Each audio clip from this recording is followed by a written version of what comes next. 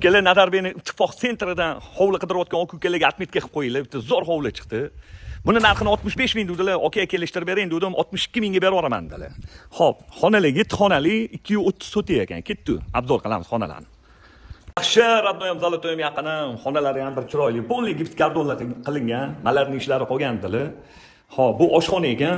Shuni kapillarni terib, kuxoniyni qo'yib qo'yib, mana shu mehmonlarni kuturasizlar. Gap bo'lishi mumkin emas.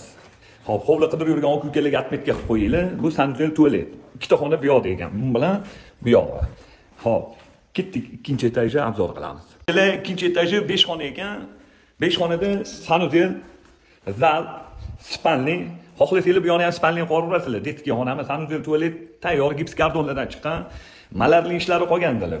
Bu yoni xohlasanglar zal qilib qo'ysanglar, yosh oilaga mana shu spalniga berib yuborasizlar. Masalan uchun 2-3 ta aka ukalar bo'lsa, bemalol. Radnoyam zalotoyim yaqinam, buni narxini 65 ming dedilar, 62 mingga qilib beraman dedilar.